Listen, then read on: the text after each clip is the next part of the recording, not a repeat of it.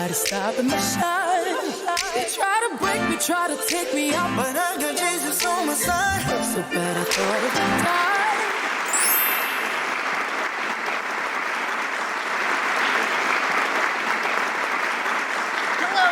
This is your host, Maria Duenas, with the Entrepreneur Soiree, and today we are super excited to have our beautiful guest, Siray Kong. Not only is she an amazing and talented fashion designer, but she is also an author who recently published her first book, Through Her Eyes, and we're super excited to have her walk us through her journey. Now, Siray, I know this journey probably hasn't been the easiest to get to where you are today. Now, Siray, walk us through your journey. Yeah. First of all, Maria, thank you so much for having me here at the studio. And I'm so grateful for everybody that's tuning in and just giving us your time. I'm very grateful that, I'm here and I get to share my journey, something that we all want to do, because the journey is always hidden in the background, and to share it, it's letting you guys know my world. And it's important to me to let you guys know, of course, to be a part of my journey. And then when you do get to see everything I put out, you can also know the backstory of it. So I'm really grateful, Maria, that I am here and I get to share with you guys. Our pleasure. Thank you so much. Yes. So I started designing, and for me, designing came effortless. I love art. And for me growing up, art is a way to escape. Yes. And money was tight. Okay. So I would take my old clothes and make it into new clothes.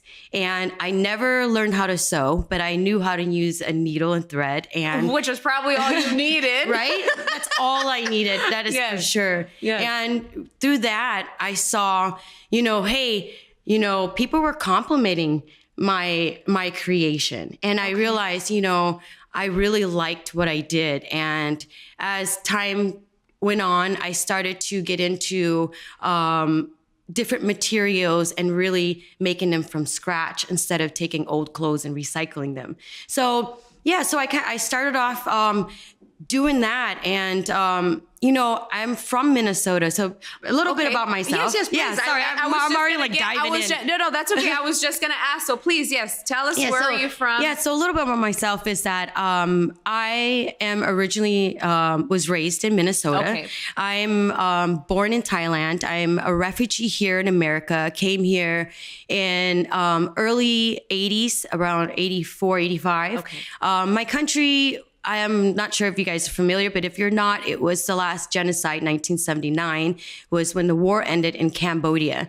That's where I'm originally from, but I was born in the camps of Thailand after the war. Okay. So everybody got separated. We have a big family. Unfortunately, because of the war, everybody is separated. And when Pol Pot, which is, if anybody's seen The Killing Fields of Cambodia, Pol Pot was the main guy that was in charge of pretty much wiping out everyone, killing, mass destruction. It was just a very hard time at that moment because then was also the Vietnam War. So when that was what was going on, and when Nixon was in office, they picked a neutral country to bomb, and it happened to be Cambodia. Wow. So when they were dropping bombs, and it pretty much turned my country back in the Stone Age. Everything was wiped out. Any history that was left was completely gone. And that's when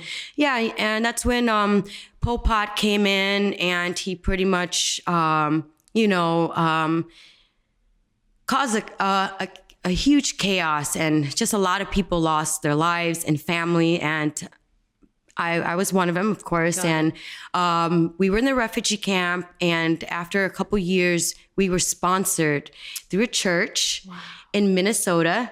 And they said that they were going to help us to get to America. And after a couple paperworks, probably about a year, we got news that the church in Minnesota got certified to to bring us to America. Wow. Yeah. So, it was tough for my mother, of course, at 30 something years old, knowing a certain way and then coming to America. She really thought Minnesota was the land of the dead because it was during the winter. Of course. So she's like, what is this? And in Cambodia, it's so filled with greens. Yes. And then you go to Minnesota and everything is dead because it was in the winter. She didn't know. So yeah.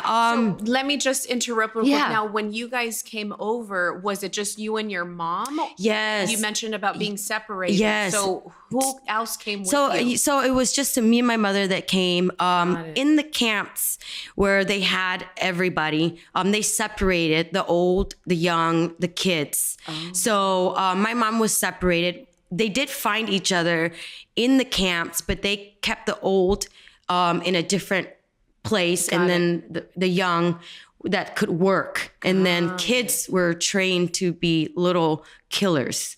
So they were in their own camp being trained and brainwashed. So it was actually a blessing that you and your mom were able to come together. Yeah. So my mom, in the separated. story, it will talk about her escape because she didn't get pregnant with me until she escaped from there later on. And then she found herself in the camp. And that's when, surprisingly, she didn't know she was still pregnant with me. So, okay.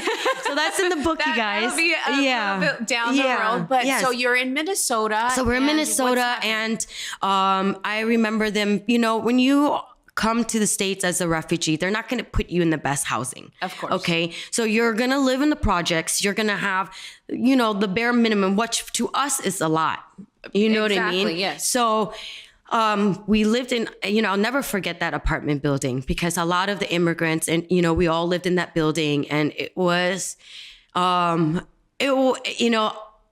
just say it wasn't the best building that we lived in. I can only imagine. Yes. So a lot of memories, So, they pretty much tried to get us on our feet. We're on welfare, medical, and try to get my mom going to school. But as I got older, I realized that my mom had a lot of mental health issues. Got it. Okay. So a lot of things that, and we can't blame her for that. I mean, just imagine everything she had to go through. Yes. And the fact that she was finally on the other side and she was able to escape.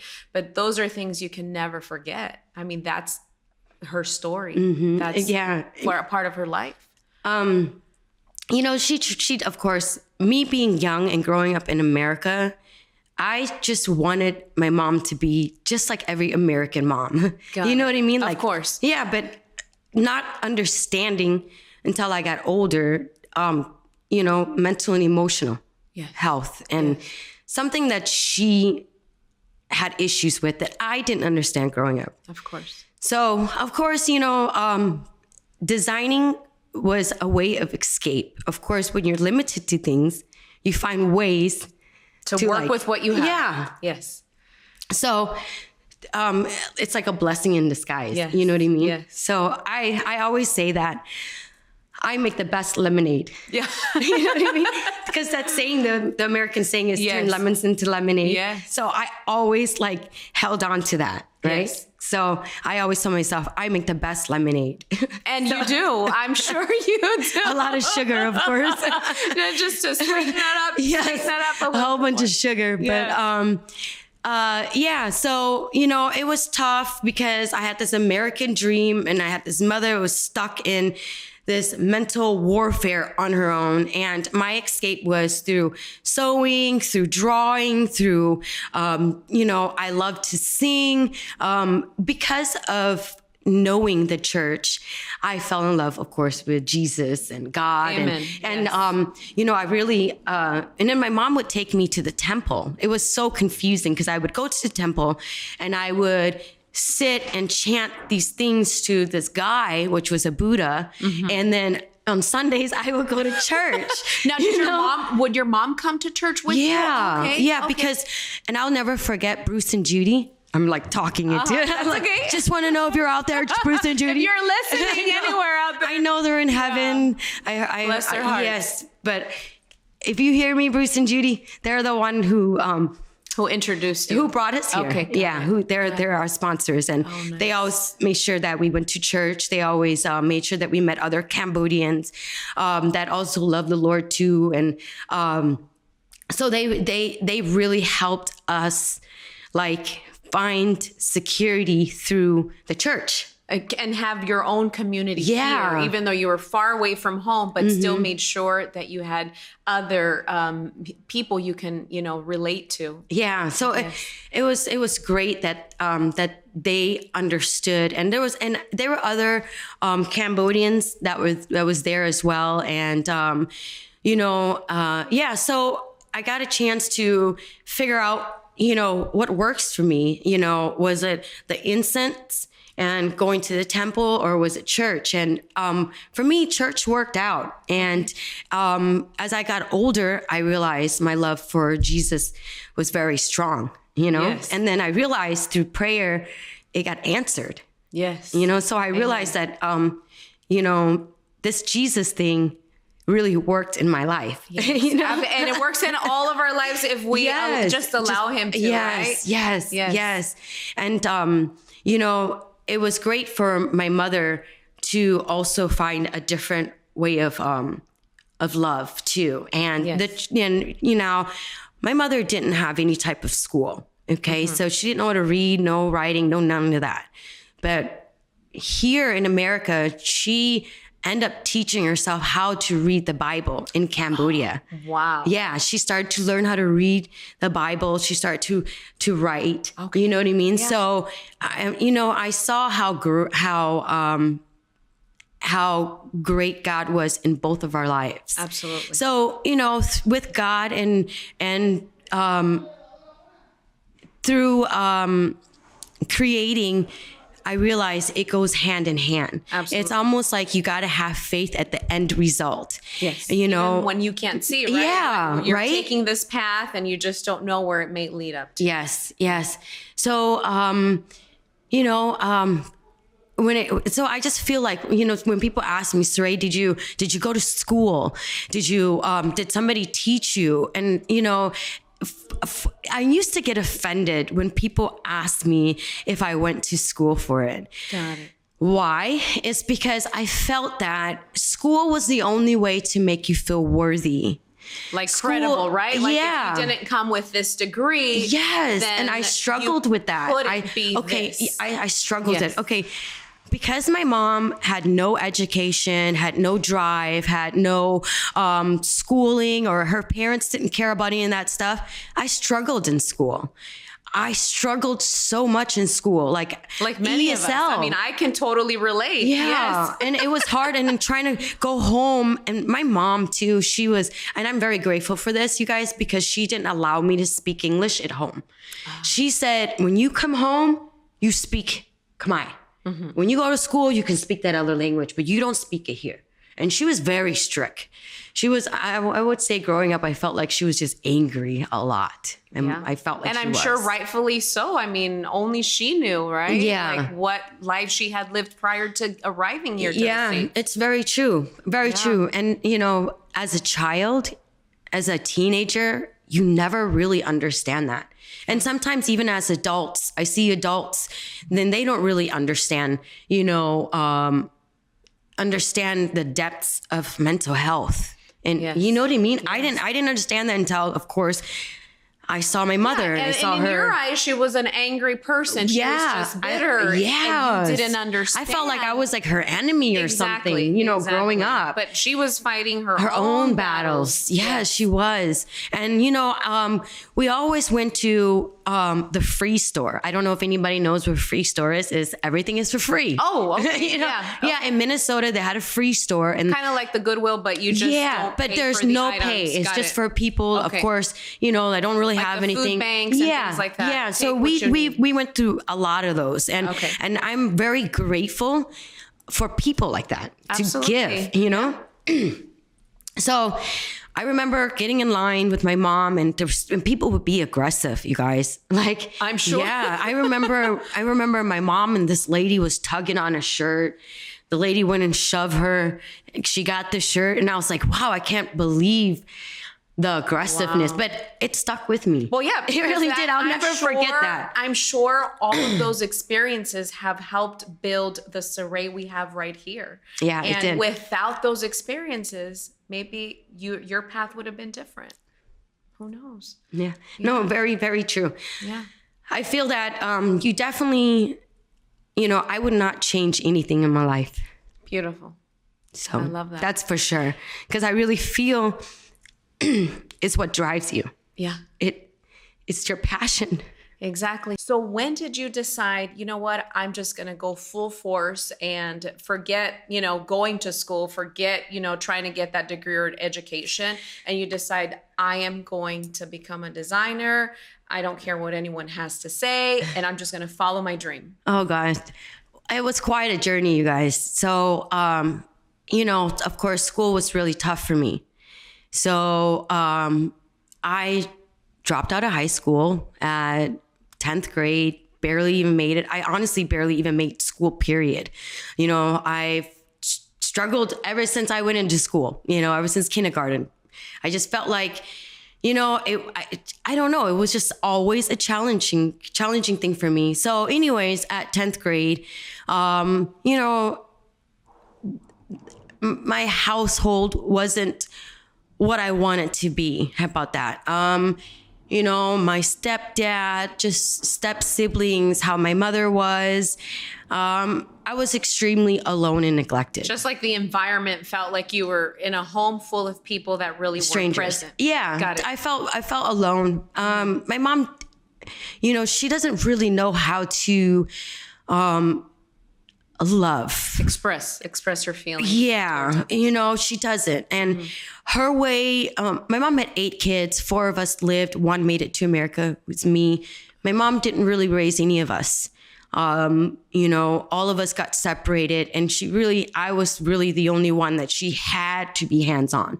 Now, if we didn't make it to America, I would have been sold into child trafficking. Oh, wow. So that would have been blessing, yeah, just in itself. because the other 4 kids, my other 2 sisters was given up to other people to help watch because my mom was not capable. She had to get out and work, and she wasn't even able to produce breast milk because her body was so torn. Got it. So, going to school, trying to have a foundation. My mom met this guy. She fell in love.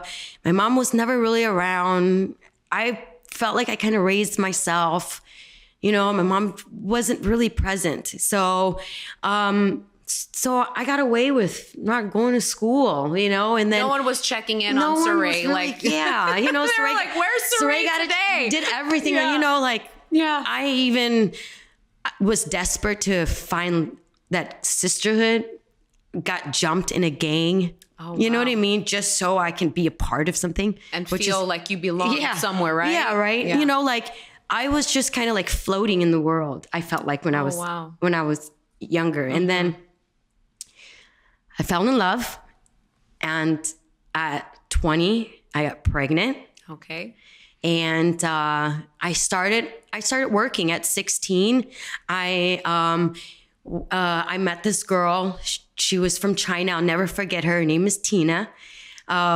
Her dad owned a little restaurant at the food court. Okay. So I was 15, turning 16. I got a job. Your first job. Yeah. So I worked ever since then. Okay. And even when I stopped going to school, I was working 2 jobs. I've always worked.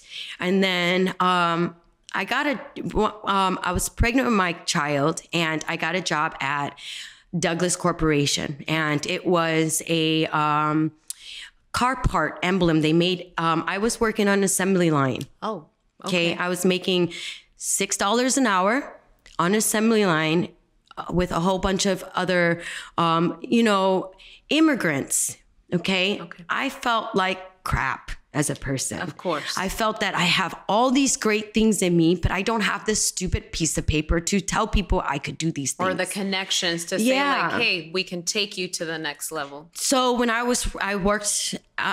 worked downstairs doing assembly line, and there was an opportunity to go upstairs to be a project manager assistant. Okay. I talked to all the managers downstairs. I begged. I said, I could do it. I know how to file. I know how to do all that stuff. You're like, I could do it. With Please my give eyes me the closed. opportunity, Yes. you know?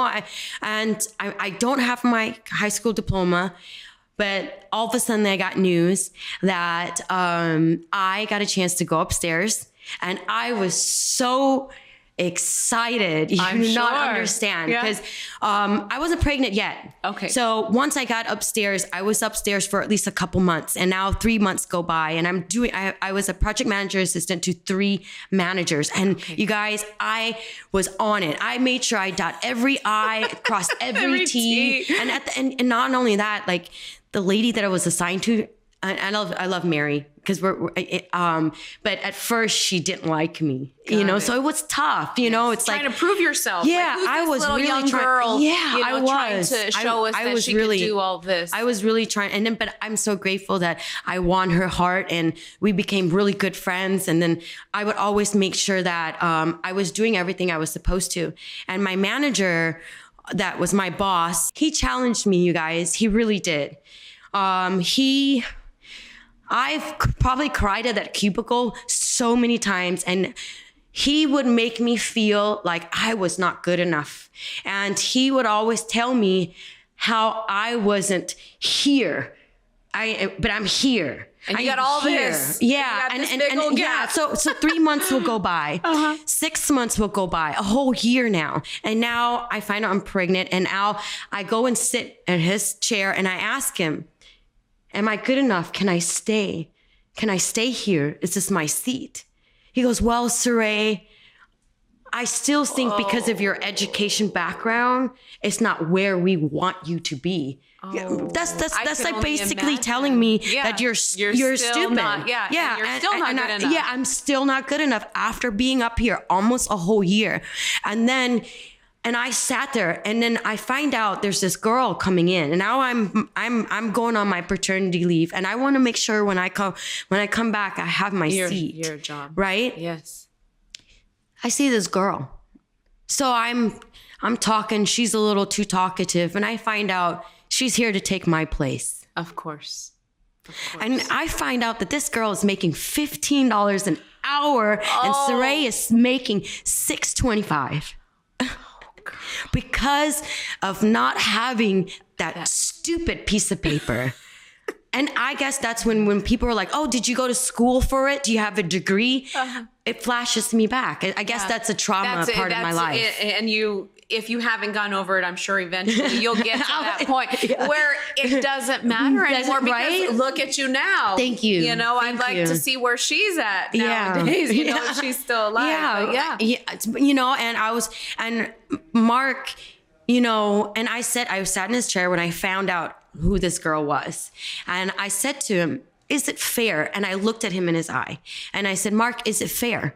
Is it fair that I've been with the company 2 years downstairs, knowing the company, and been upstairs for a year, 3 years I've been here, working very little pay, okay? But then you got her here, just started at $15. Is it fair, Mark? He looked at me in my eyes. He said, yes, Siray, because she has a degree. Wow. You know that? Wow. Yeah. And then I was like, That you know what? feeling, And like he having pushed, to hear that. Yeah. And for him to sit in my face, you know what I mean? And I'll never forget, because when he said that, I had my baby, I came back to work, and they put me back downstairs in assembly. Wow. Yep. And then after working there for downstairs, maybe a good 3-4 months, guess who they came asking to come back upstairs? Siray. Yeah. Because that girl, she left. end up costing them thousands of dollars for shipping the Ford parts out to the wrong location. Wow. Okay. But I was grateful to come back upstairs. From $6.25, they gave me $6.75. Wow. Okay. They still did not. No, they didn't. But I told them, I'm going to go get my GED. Instead of working 10 days a week, 4 days, can I work 5 days in 8 hours? He said no to me. So I'm like, well, how am I supposed to go to school? I went to night school. Wow. I went to night school. And then because I love doing makeup and hair, I've always loved that stuff. My mom told me when she was pregnant, she always loved to smell flowers. Oh. So I would do all the ladies, the cubicle, in the cubicle, I would do their makeup, and artists sat right across from me, artist Olsen. And she said to me, you should really go into beauty school. I said, it's impossible. My mom's on welfare. We got $200 to stretch. I'm a single mom with a kid, you know what I mean? Like, come on. How do I go? Who's paying for this? Right? Who's going to pay for this? Yeah, exactly. Yeah. So, I put my dues in, doing my child, and, there was a lot going on because at the time, I was also in an abusive relationship. Got it. Yeah. So I'm hiding everything. So that did not help the whole situation. Honestly, working 10-hour days wasn't long enough. Yeah. I could have just been there for 50 hours because I did not ever want to ever go home. Got it. Yeah. So that was kind of also your escape, having to be at work. Yeah, and it was. submerging yourself and there. and like Mark just didn't help it. Like I was already, they witnessed a lot. Like those people in there was a lot that they saw and got to know me in my life. And there's even one part where, he had gotten some trouble. I was on the phone. The police is kicking our door in. I can hear them tell, put the baby down. So it was tough. And, I was really grateful because people at that cubicle, they took me home as fast as I can so I can be there to take my baby because they were going to take my child to, was it Child Protective Services? So, I was really grateful for the people there to take it upon themselves to be in my life. To still help you out, regardless of, that idea, that they, or, the idea they had about you. And so, all that stuff was going on. And I was almost getting done with my GED. And I found a cosmetology school, Kim Smith. I'll never forget her. She said, Siray, as long as you get your GED, you can come to cosmetology school, but you have to find somebody that's going to co-sign for your deposit. So I'm like, okay, who is going to help me co-sign this? Yeah. So artists, you're starting to see the light, right? You're like, I'm like, oh my God, I can do this, right? And every time, I tell you, God was involved in everything. I prayed through it all. Okay. Yes. So there wasn't a moment that Siray didn't pray. Yes. So I go to work. Now I built relationship with all these people, right? Yes. And they've known me now for over a year. And Artist and Mary threw me a baby shower. Oh. Because I didn't, I was not going to have one. You know what I mean? Absolutely. But they surprised me at Artist's house and they threw me a baby shower and I got everything for my baby. Wow. So, what a blessing. Yeah. And so I sat Artist down and her husband, Steve, because they both worked at the same, Steve worked downstairs as a manager and she worked upstairs in the cubic. And I sat them both downstairs in his office and I said to them if they would be my co-signer. Okay. And so you felt comfortable. Yeah. The relationship was somewhat close enough where you felt comfortable, you can ask. I really felt that, I felt really comfortable with them. And I was a nervous wreck. And I approached them with it and they said, well, let us think about it.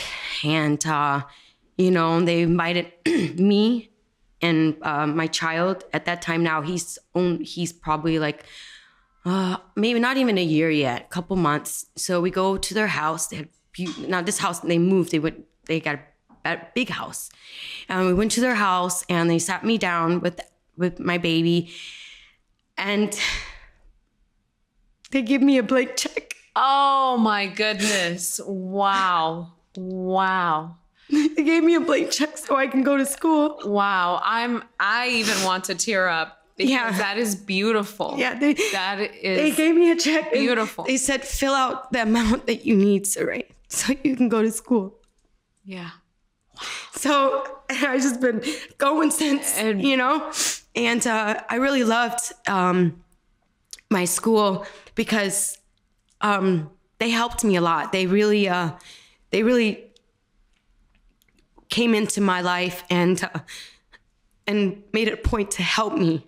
Absolutely. You know, again, I was going through abusive relationships, so I was probably walking around at 70 pounds. Wow.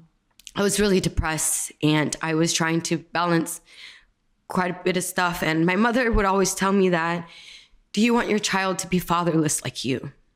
And I didn't want that. So I stayed in my relationship, probably maybe 2 years after. I didn't run until my child was probably 3 years old. And the school helped me. You know, it took Kim Smith at the school. She kind of pulled me aside, and I couldn't hold it in anymore. You've done all you could to contain everything. So they end up, I end up quitting my job. I end up, focusing on school and, but I also finally ran away from the relationship. You had the courage. Yeah. And I would pray to God every day to, I'm going to tell you, I was that person that would be like, she wants to stay. If, she could easily just run, If she really wanted to, why is she, if it's that bad, why hasn't she left? Yes. And I was that person. I got a cold serving it myself. You know what I mean? And I tell you, if the fear won't let you run, the fear is almost, it's so scary. You don't think that the police is going to make it in time. You don't think that you're going to be saved. I had dreams where, there's one dream I'll never forget where I was beat up so bad my kid didn't recognize me.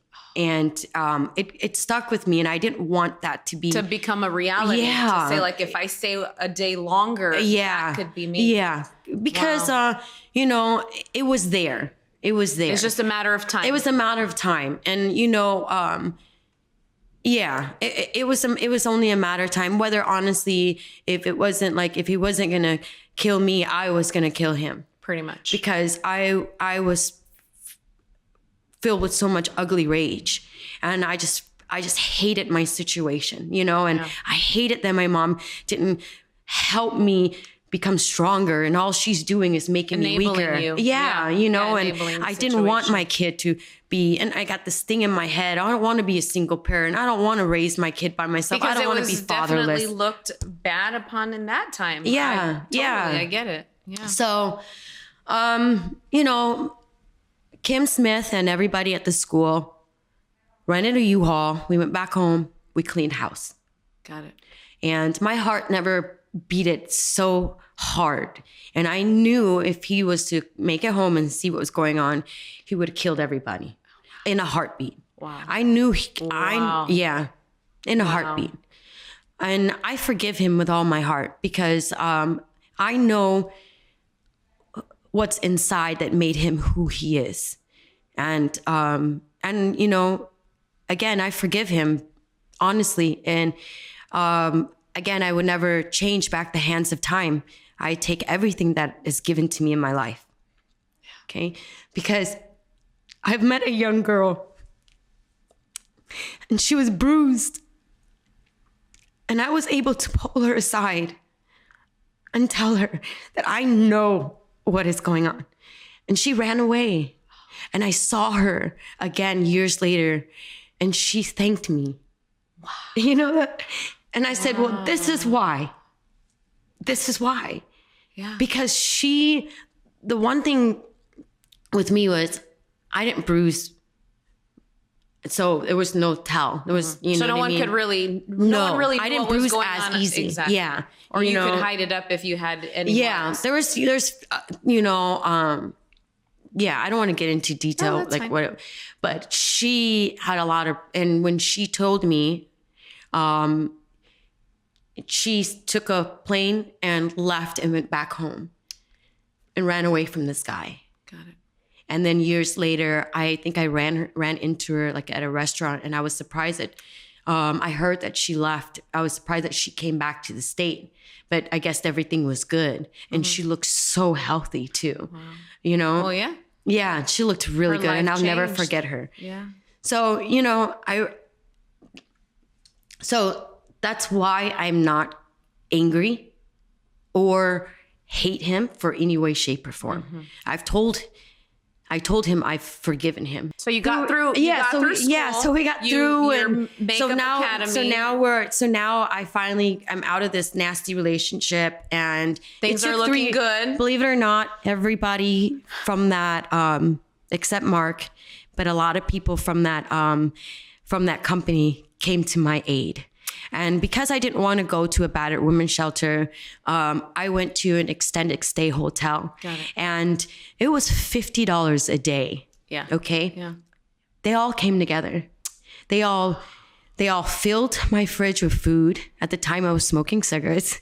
They bought me a carton of cigarettes, and they paid for 3 months in advance.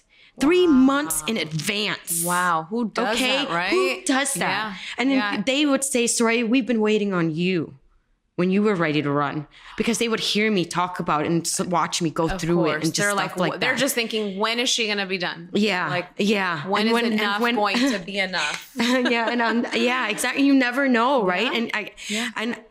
And I'm so grateful that God locked my knees, and and I ran and As fast as you could, and never looked back. Yes, girl. Yes.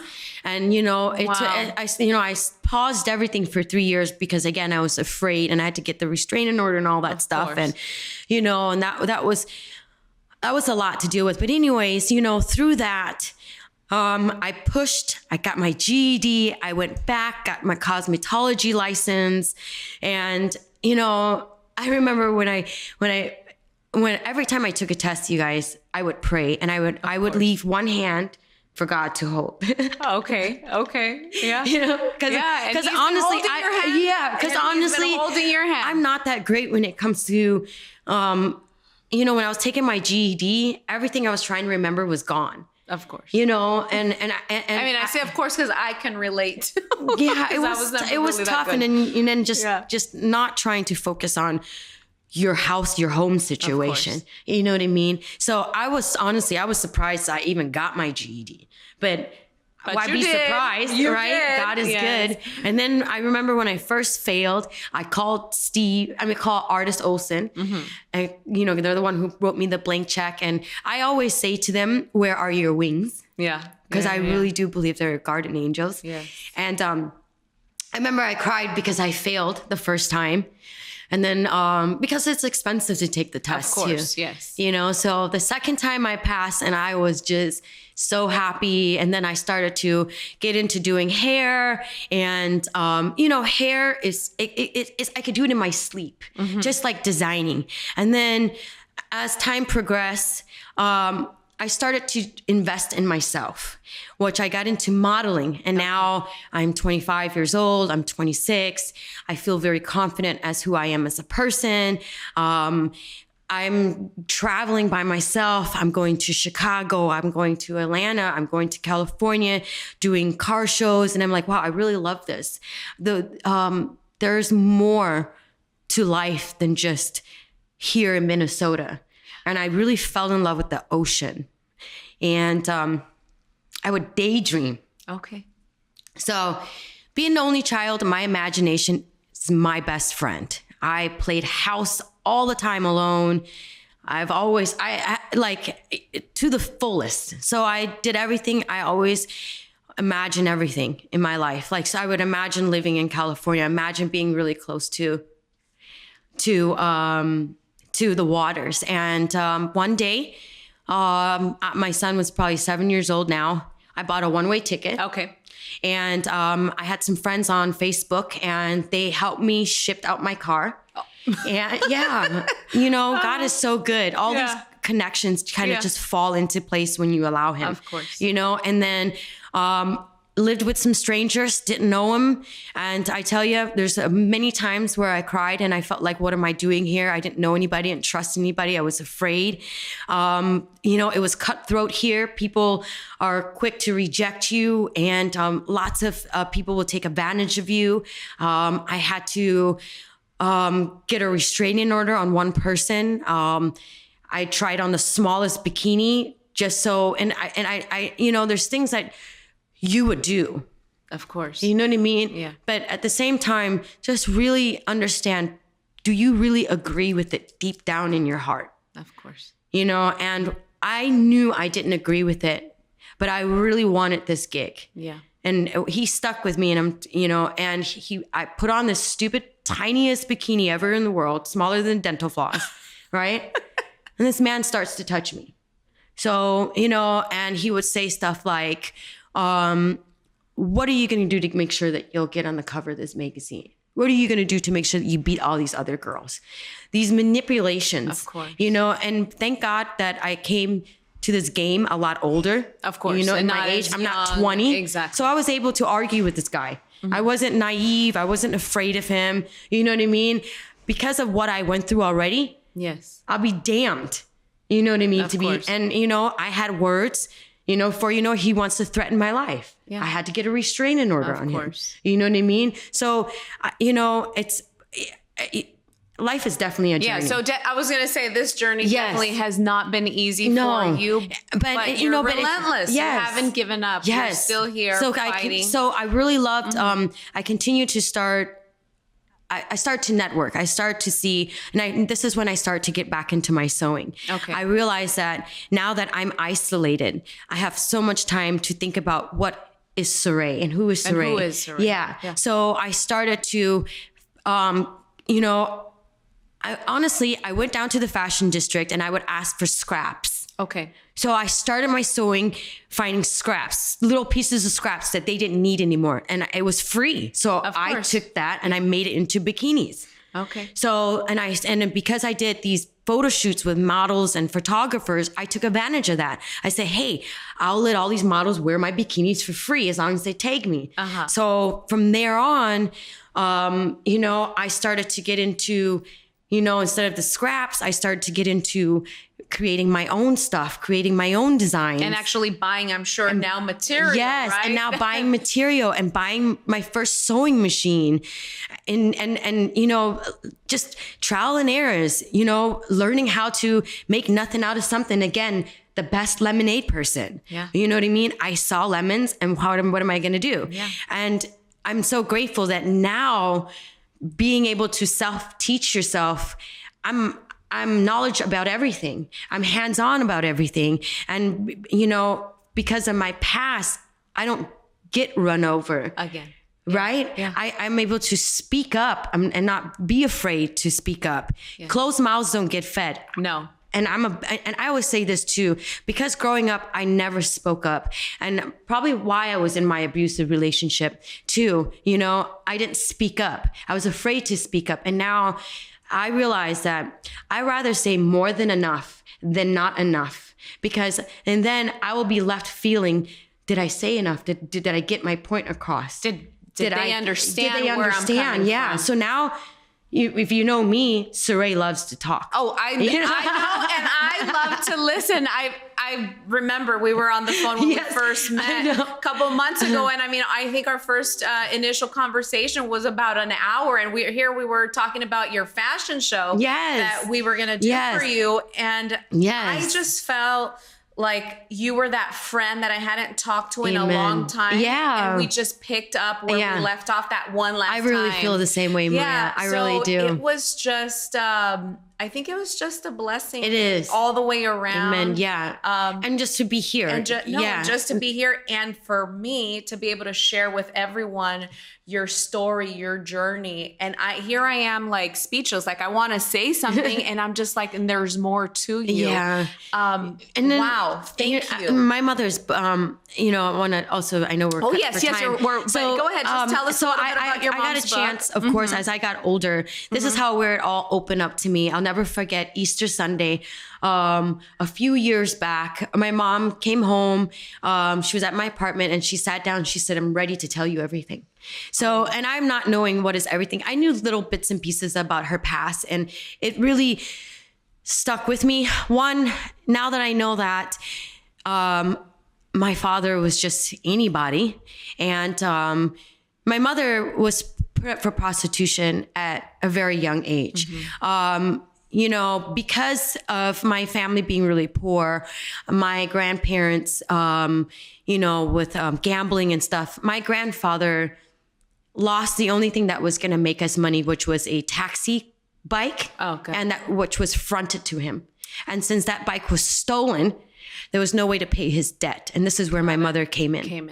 So he took his oldest daughter to pay his debt and had her live there for 3 years. At 9 years old, working as a live-in maid for these family. And then after 3 years, and she talks about how she begs to come home and missing her siblings and stuff like that. After the debt was paid, she went back home, and this is when they started to realize that she's a beautiful girl. And that you know, there's things that they need, and so they started to pretty much prostitute her out to different people, and a lot of them were so heartbreaking. People of status. People that were, they were all people that were in the army. People, she said, they were all like people of status. They weren't your average Joe. They were like, you know, wealthy people, wealthy men, you know. And you know, my mom talked again. She's opening it up, and she's opening up. I'm telling you, basically, you pick the biggest stone that you can find and sit it on your chest. And then try to just breathe, if you can imagine. That's how I felt when she was telling me her story. And I went to bed with this, and I prayed to the Lord, and I said, how could you do this, Lord? How could you not prepare me for something like this? It was such a heavy burden. I don't even want to say burden, to take in, and then to figure out, what am I going to do with these feelings, you know? And then I like marinated in it, and time progressed, and I thought to myself, the world has to hear this. As much as I don't want to relive this again with her, and as much as I don't want to go back, I have to go back. So I started this project. I told my mother that she's gonna be very inspirational to people. I started to empower her. I started to give her words of strength. I started to tell her everything she's went through is for a purpose. I started to tell her how amazing she is. Everything that I felt before, gone. Things that I held against her in my childhood, gone. Okay? Beautiful. I understood. Okay? Again, wouldn't change anything in my life.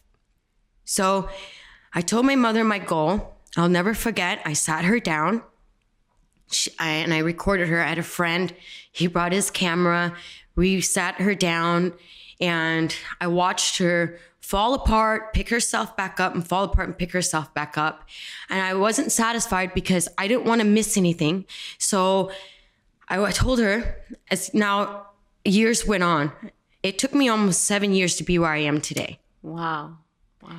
A lot of trial and errors. Be proud of yourself. Thank you. A lot of investment. And I got a translator, and I wanted the Cambodian translator to make sure that she gets every detail from my mother.